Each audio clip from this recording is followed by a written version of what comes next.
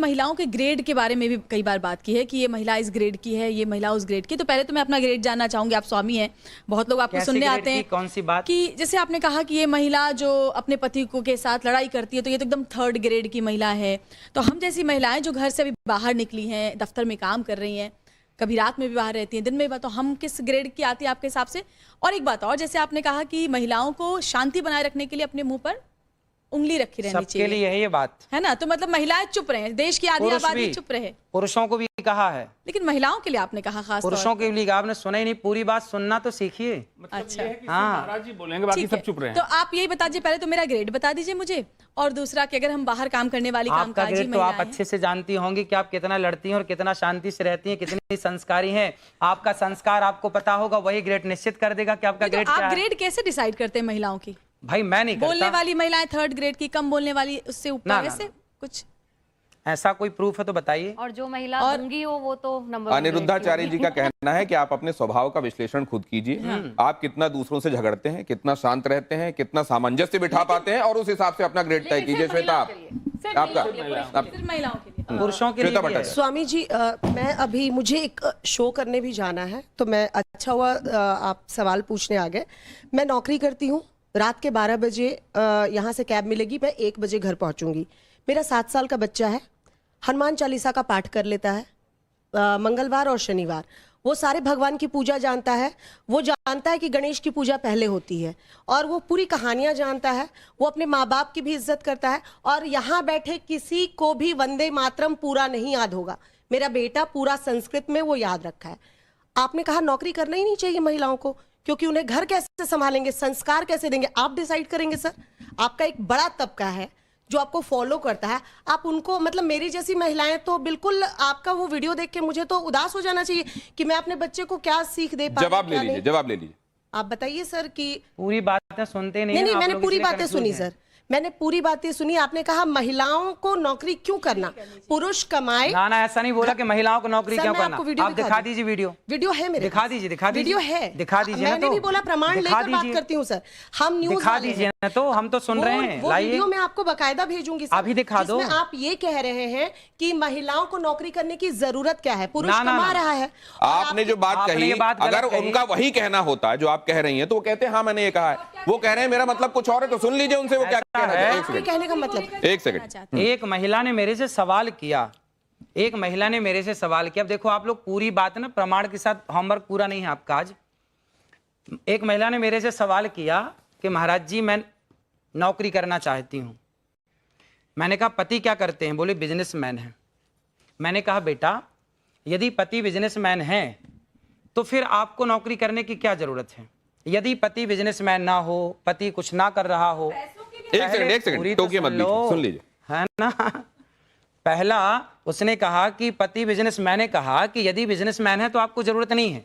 यदि आपके पति बिजनेसमैन नहीं है, कुछ काम धाम नहीं चल रहा है, तब आप करो। इस स्थिति में आप बिल्कुल करो काम, ये बात थी उसमें। आप खूब काम करिए, लेकिन तब काम करिए जब घर में कोई और ना हो काम करने वाला। जब घर में सारे लोग काम करने वाले हैं, भाई हमारे यहाँ तो सिंपल फंडा, सिंपल बातें हैं कि यदि भाई खड़ा है तो बहन बाल्टी नहीं उठाएगी। कौन बाल्टी उठाएगा? भाई बाल्टी उठाएगा। भाई जब भाई है, पुरुष वर्ग है काम करने के लिए, तो महिलाएं क्यों काम करेंगी? ये तो आपकी भलाई के लिए। अगर आपको करना है तो मैं हाथ पकड़ने नहीं आऊंगा। उसमें ये बात कही गई है कि आपको आवश्यकता है, मान लीजिए तो काम करिए। मान लीजिए आपके जो फॉलोअर्स हैं उनमें से किसी महिला के मन में ये भाव जागृत होता है कि वो काम करे और पति बिजनेसमैन है, तो पति आपका हवाला देके रोक देगा, देखो उन्होंने कहा है तुम काम करना चाह रही हो। आज ना बड़े बड़े पद पर जितने लोग हैं, वो काम करने वाले जो बड़े पद पर हैं, वो ये चाहते हैं कि मैं ऐसी पत्नी लाऊं, ऐसी लड़की से विवाह करूं। ये मैं एक सोच की बात कर रहा हूं, है ना। अब इसका ये विचारधारा है, ये मेरी पर्सनल विचारधारा नहीं है, मैंने सुनी है, लोगों से मैंने बात की तो पता लगा। तो लोगों ने कहा कि जो अच्छे फील्ड में है, IAS IPS कलेक्टर लेवल के जो लोग हैं, वो ऐसी लड़की से ब्याह करना पसंद करते हैं। अधिक आप कह सकते हैं 85% कि जो लड़की पारिवारिक हो। पारिवारिक मीन्स घर का काम संभाले, घर का काम करे, वो पति आए तो वो जो वर्किंग है वो पारिवारिक नहीं हुई।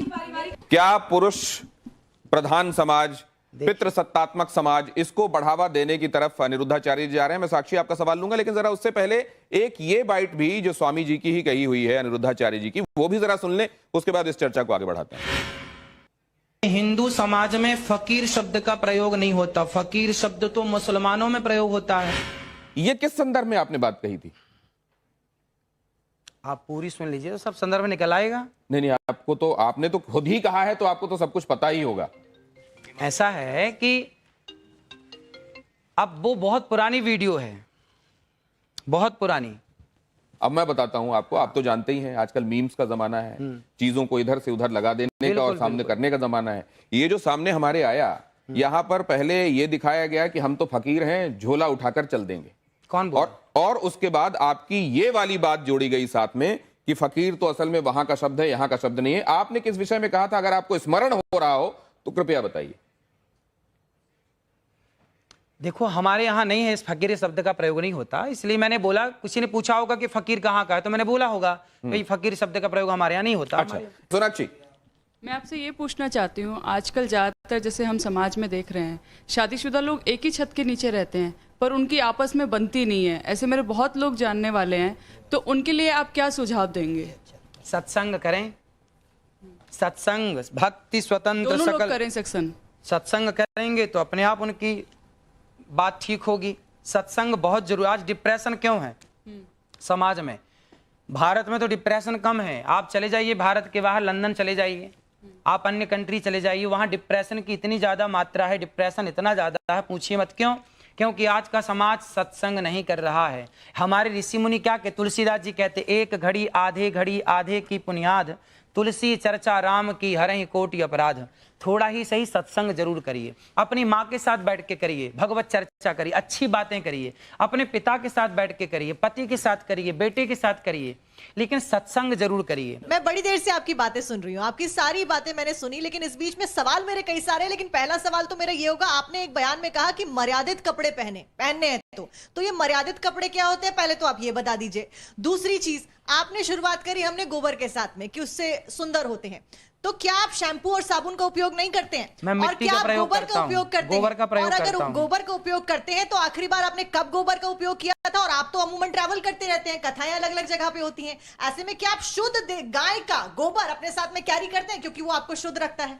मैं अधिकाधिक वृंदावन ही रहता हूँ, मैं बाहर बहुत कम जाता हूँ, 4 महीने 6 महीने में एक बार बाहर जाता हूँ।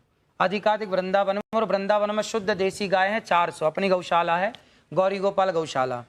मैं उसी गौशाला में जाकर के गाय के गोबर से स्नान कर लेता हूँ, मुझे कोई ऐतराज नहीं है। खूब मलमल के नहाता हूँ गाय के गोबर से, बहुत अच्छा लगता है। तो अगर इतना ही गाय का गोबर अच्छा होता है तो आप वो मार्क सर्टिफिकेट्स ले लीजिए और उसका प्रोडक्शन शुरू कर दीजिए। कई सारे ऐसे सर्टिफिकेशन मिलते हैं। हम अपना करें, हम आपको बताएं, हम आपको समझाएं, हम आपको रास्ता दिखा सकते हैं, है ना? हम आपके पीछे उनका इसका व्यवसाय करने का मकसद नहीं है। वो चाहते हैं कि सिर्फ आपको बता दें। लेकिन दूसरी बात जो इन्होंने पूछी, ये साक्षी ने मर्यादित कपड़े पहने कि नहीं पहने? किसके कपड़े मर्यादित लग रहे हैं? आप पहले बताइए, ये मर्यादित है कि मैं मर्यादित? ये मर्यादित है। तो ये मर्यादित नहीं है, तो फिर तो मैं आपके किसी पैमाने पे सेट ही नहीं बैठती हूँ ना। मैंने मर्यादित कपड़े पहने हैं, मैं बिस्कुट भी खाती हूँ। नहीं, एक सेकंड, आप बिस्किट खाती हैं, आप कुकीज कह के खाती होंगी शायद, इसलिए ठीक है। नहीं, लेकिन क्या यहाँ पे हम मर्यादित और अमर्यादित के हिसाब से कपड़ों को देख के जजमेंट कर सकते हैं अनिरुद्धाचार्य जी? देखो, आप सब खूब भीतर से बात समझ रहे हैं, अब बाहर से ना बोले वो अलग विषय है। आप इस बात से सहमत हैं या नहीं कि हम जो देखते हैं, छोटा बच्चा आपको आरती करते देखेगा ना, वो भी आरती करेगा, बच्चा घंटी हिलाते देखेगा वो भी घंटी हिलाएगा, बच्चा जो करते देखेगा तो बच्चा, वो जब आप पहले पूरी महिलाओं बात की सुन इज्जत नहीं लीजिए। करोगे तो बच्चा उसी चीज को उनकी फॉलो बात करेगा। सुन लीजिए बस, फिर उसके बाद है अपनी ना? बात। ऐसा है कि बच्चा जो देखता है वो करने का प्रयास करता है, समाज जो देखती है वो असर उसके भीतर होता है। आप माने या बिल्कुल मत माने मेरी बात को, लेकिन आपने अश्लीलता देखी है सामने तो आपके दिमाग में वो अश्लीलता भरी होगी। लेकिन जब ये कहा जाता है कि आप कपड़ों के विषय में बात मत कीजिए, आप अपनी सोच बदलिए। क्योंकि कपड़ों के संदर्भ में अगर आप बात करते रहेंगे तो असल में आप एक तरीके से उन लोगों को बढ़ावा दे रहे हैं जो अपराध करते हैं। एक सेकंड, तो इसको आप कैसे मानते हैं? भाई, कपड़े मर्यादित ही होने चाहिए। हमारे बाप दादों ने तो यही सिखाया, जो मैंने सीखा है वो मैंने बताया कि कपड़े मर्यादित होने चाहिए।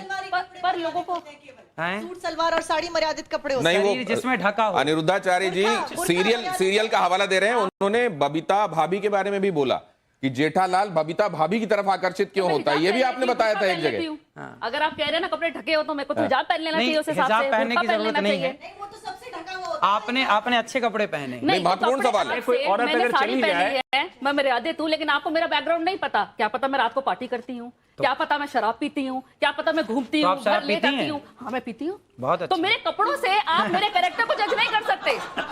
तो आपने शराबियों से बात करने बिठा दिया मेरे को आज।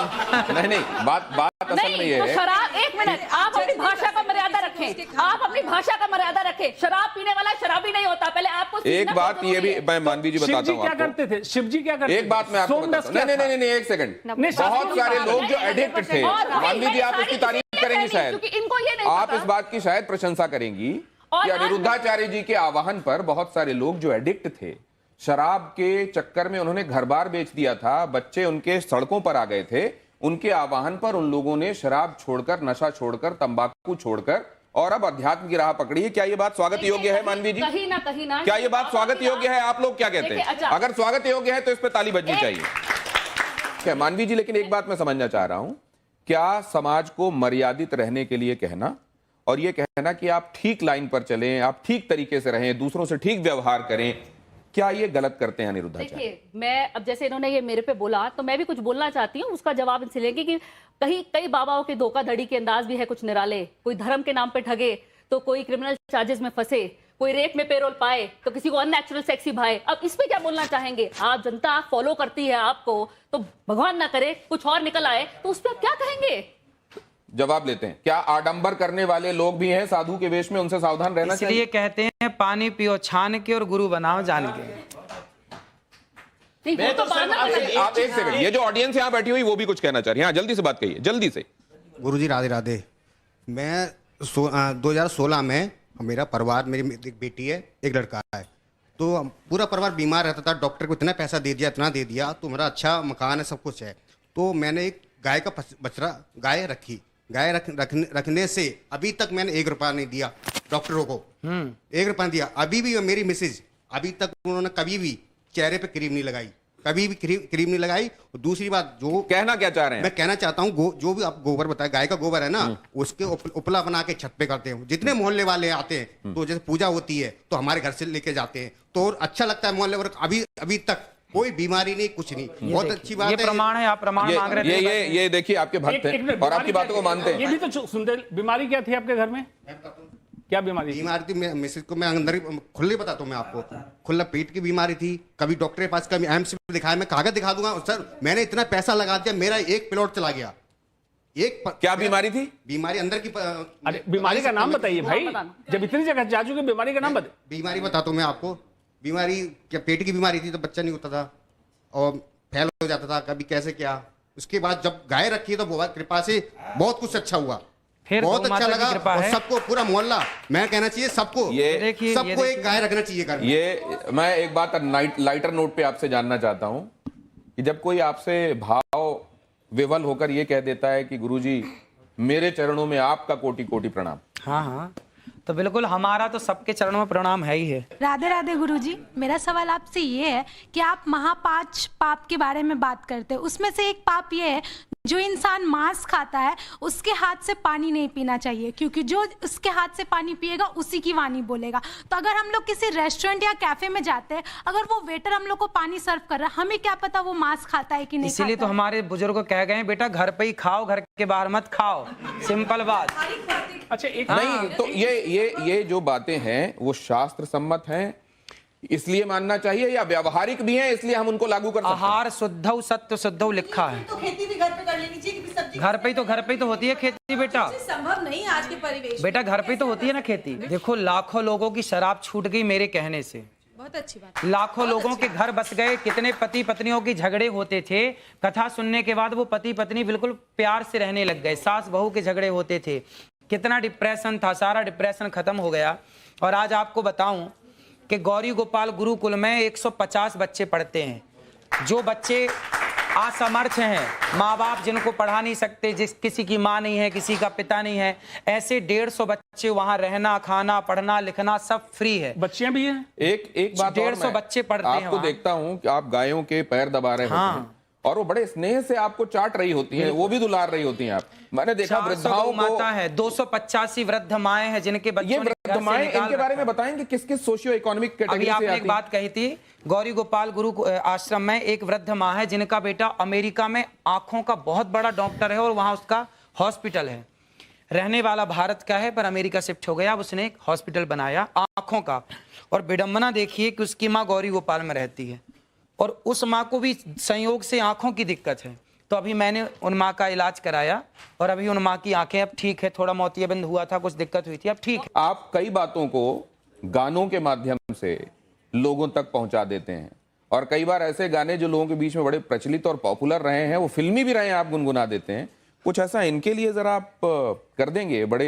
बड़ी देर से आपकी राह सब देख रहे थे, आपको आने में थोड़ा सा टाइम भी लगा। कौन सा गाना सुना दे आप जो सुनाते हो और जिसमें कोई मैसेज हो। इतनी कृपा सांवरे बनाए रखना, इतनी कृपा सांवरे बनाए रखना, मरते दम तक सेवा में लगाए रखना, इतनी कृपा सांवरे बनाए रखना, मरते दम तक सेवा में लगाए रखना, कृपा। ये तो आपने सांवरे के लिए लिखा हुआ भजन, वो जो देशज में लिखा हुआ है वो सुनाया। कोई फिल्मी सुना दीजिए, आप फिल्मी भी सुनाते हैं बहुत। कसमें वादे प्यार वफा सब बातें हैं बातों का क्या, कसमें वादे प्यार वफा सब बातें हैं बातों का क्या। कोई किसी का नहीं है, झूठे नाते हैं, वहां नहीं गए आप? कोई किसी का नहीं ये झूठे नाते हैं नातों का क्या, कसमें वादे प्यार वफा सब बातें हैं बातों का क्या। नहीं, लेकिन आपकी कस्में लोगों की सेवा के लिए, आपके वादे लोगों के लिए, आप आगे भी सेवा करते रहेंगे, वफा उनसे, ये तो सब सच है, हम देख रहे हैं। जरा ये आप तख्ती दीजिए मुझे, यस और नो वाली। जिसकी लाठी उसकी भैंस। ये है, देखिए इसमें क्विक क्वेश्चंस में आपके पास दो ऑप्शंस होंगे, एक तो ये हाँ का ऑप्शन है और दूसरा नहीं का। आपको जो सही लगे वो उठा दीजिएगा। ये इसी में दोनों हैं। आप हिंदी वाला चाहे हिंदी वाला, अंग्रेजी वाला चाहे अंग्रेजी, आपको ये सुविधा है। अब पहला सवाल मैं आपसे कर रहा हूं, इसमें आपको जो सही लगे हाँ या ना वो उठा दीजिएगा। आप दोनों एक ही कर लें तो ज्यादा अच्छा रहेगा। ये जैसे आपका ये हाँ हो गया और इसको नहीं कर लीजिए। अब आपको जो उठाना है वो उठा दीजिएगा, ठीक है? ठीक। इससे आपको पता भी रहेगा कि ये कौन सा वाला है। अखिलेश यादव का कहना है कि मठाधीश और माफिया एक हैं। योगी आदित्यनाथ का कहना है कि बटेंगे तो कटेंगे। क्या ये सही है? बिल्कुल सही है। राहुल गांधी का कहना है कि भारत में कौशल की कमी नहीं है, बल्कि कौशल रखने वालों का यहां सम्मान नहीं होता।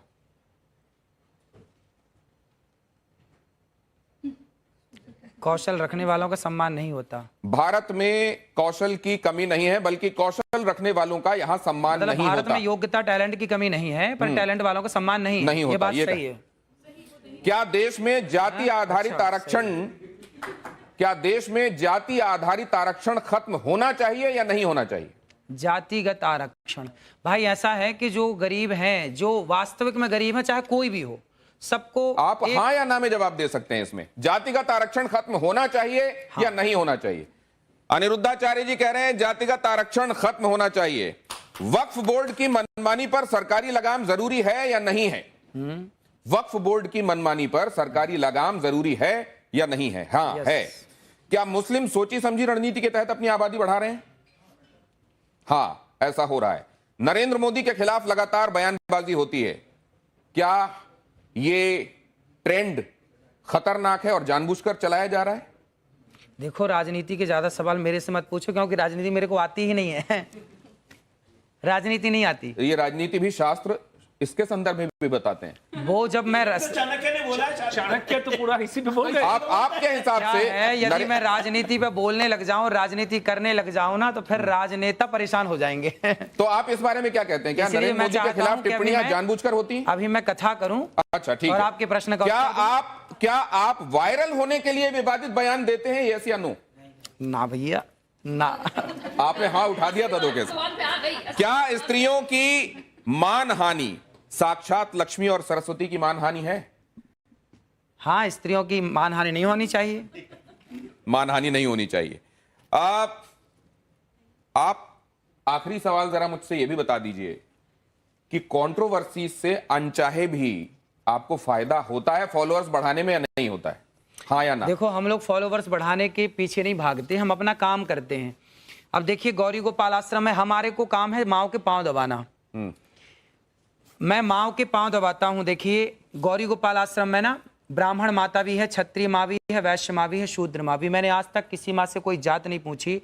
जो जातवाद की दीवार है, उस दीवार को गिराने का जो मैंने प्रयास किया है वो समाज को मानना चाहिए। और सभी माओ के मैंने चरण दबाए हैं एक साथ, और सभी माएँ वहाँ सुखपूर्वक रहती हैं।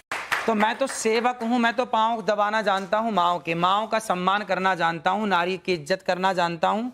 और नारी की इज्जत इसलिए करता हूँ क्योंकि नारी साक्षात लक्ष्मी है। अनिरुद्धाचार्य जी के फॉलोअर्स में महिलाओं की भी बड़ी तादाद है। अगर आप देखें, खासतौर से सोशल मीडिया फॉलोअर्स को अगर आप देखें तो महिलाएं बड़ी तादाद में उसमें हैं। तो एक निवेदन ये भी, महाराज आप वैसे शास्त्रों का अपने हिसाब से विश्लेषण करने के लिए आप उसके विशेषज्ञ हैं, लेकिन इस तरीके की बातें जो असल में शास्त्र कह रहे हैं लेकिन व्यवहार में उसका बहुत आप पर रिपरकशन होता है, हो सकता है, क्या आप आने वाले दिनों में उससे गुरेज करेंगे या आपका काम यथावत चलता रहेगा? देखिए, हम तो सीधी बात कहते हैं, अच्छी लगे तो अच्छी है, बुरी लगे तो बुरी है। क्या करें, सीधी बात कहने की आदत है। अब जो सीधी बात कहेंगे तो बुरा लगता है कुछ तो लोगों को। सीधी बात हम कहते नो रहेंगे, बकवास। जिसको अच्छा लगता है। नो बकवास, ये तो आपने ऐड भी कर दिया असल में किसी का अनजाने। सीधी ये, लेकिन उन्होंने एक वादा किया आज कि आने वाले दिनों में विषय विशेषज्ञों को, जो सब्जेक्ट के एक्सपर्ट होंगे, उनको जरूर अपने साथ बिठाएंगे और उनकी टिप्पणियां भी लिया करेंगे। मुझको लगता है इसी से बहुत सारा समाधान हो जाने वाला है। बहुत धन्यवाद आप सभी का मेरे साथ आज चर्चा में जुड़ने के लिए। अनिरुद्धाचार्य जी, आपका विशेष रूप से बहुत बहुत धन्यवाद और आभार। धन्यवाद, धन्यवाद आप सबका।